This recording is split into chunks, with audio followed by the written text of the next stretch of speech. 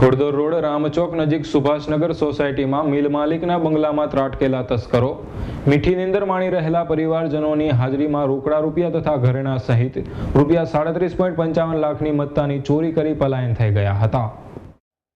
Ghoddod road Ramchowk નજીક સુભાષનગર સોસાયટીમાં બંગલા નંબર 92 ખાતે રહેતા નંદકિશોર અરોરા ડાઇંગ મિલ ધરાવે છે।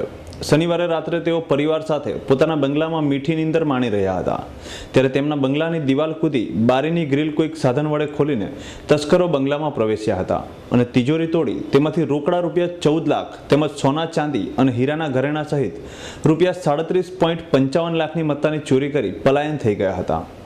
ઘરમાં ચોરી થઈ હોવાની મિલ માલિક નંદકિશોરભાઈને જાણ થતાં તેમણે ઉમરા પોલીસને જાણ કરી હતી। ઉમરા પોલીસે ચોરીનો ગુનો નોંધી હાલ તપાસ હાથ ધરી છે। આજે નાઇટ દરમિયાન રામચોક નજીકમાં સુભાષનગર સોસાયટી કરીને બંગલા નંબર 92 છે, એમાં કોઈ ચોરી સમયે પ્રવેશ કરી દિવાલ કૂદી એની બારીની ગ્રીલ છે જે ગ્રીલ કાઢી અંદર પ્રવેશ કરેલ છે।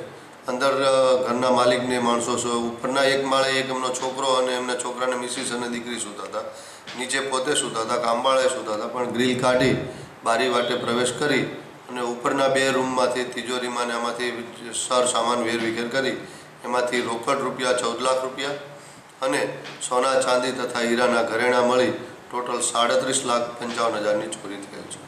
સર, આમાં કોઈની પર શંકા હોય? હાલ તો એ કોઈના ઉપર શંકા દર્શાવેલ નથી ફરિયાદીએ, પણ અમે અગાઉ આવી ચોરીની ટેવવાળાને પકડાયેલા હોય તેમજ અમારા જૂના MCRમાંથી નાનતે ચેક કરી અને આવા કોઈ પડાવો દંગાને ચેક કરીને એને ડિટેક્ટ કરવાના પ્રયત્નો ચાલુ છે।